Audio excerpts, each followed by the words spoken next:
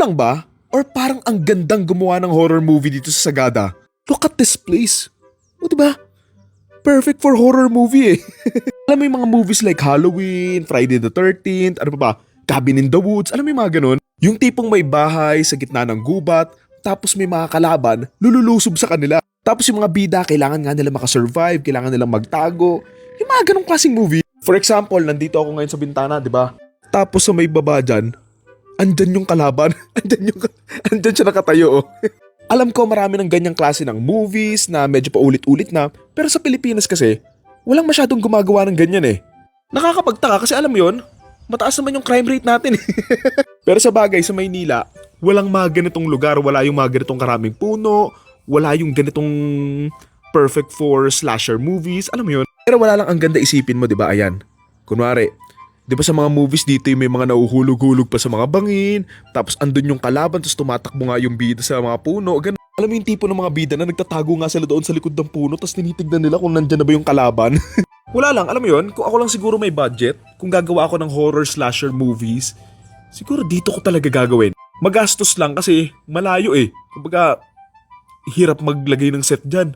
Pero alam mo yun, may potential talaga. I can see it.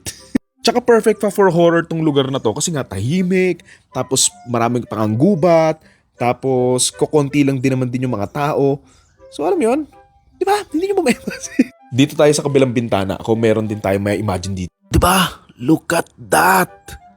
Siguro nai-imagine ko lang kasi yung mga gubat dito, parang ganito yung itsura nun sa ibang bansa eh.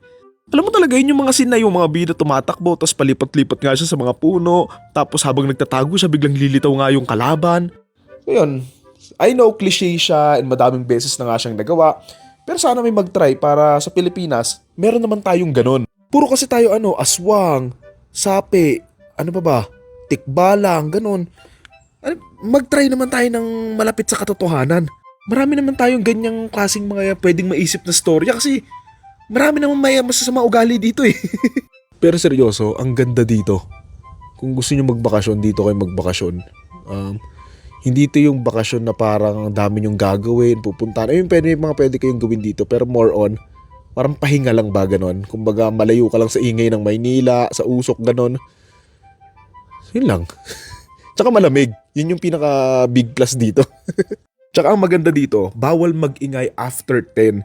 Diba? Sa Maynila, ang iingay ng mga kapitbahay, nagkakaraoke, nagiinuman, kung ano-ano ginagawa. Dito tahimik.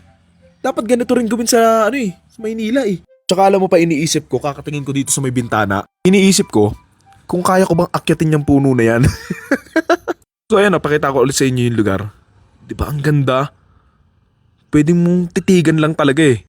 Tsaka kung mahilig kayong tumakbo, mag-jogging, maglakad-lakad, dito maganda maglakad-lakad kasi nga mahaba yung kalsada, tapos malamig, and also, yun nga lang pala, maraming dumadaan na ba, so habang tumatakbo, naglalakad ka, kailangan talagang tumitingin, lumilingon-lingon ka, kasi alam mo yun, mamaya, dumiretso ka kay Lord eh.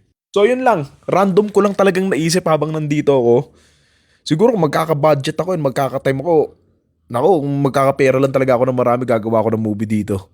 Sino gusto sumali? Comment na lang kayo. Tsaka alam yun, kahit yung pinag-i-stayan namin, parang ganito yun sa mga horror movies. Tignan mo, yung may ilalim pa yung kama. Oh, ba?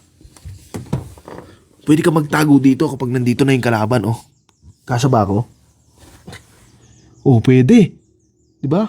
Tapos, lalabas yung paanong kalaban dyan, no? Pwede ka pa mag-shoot dito sa shower, oh. Alam niyo yung moving Psycho? So, sige na nga, tama na nga. Ewan ko. Mag-aayos na ako kasi may gagawin pa kami. Yun lang. Thank you.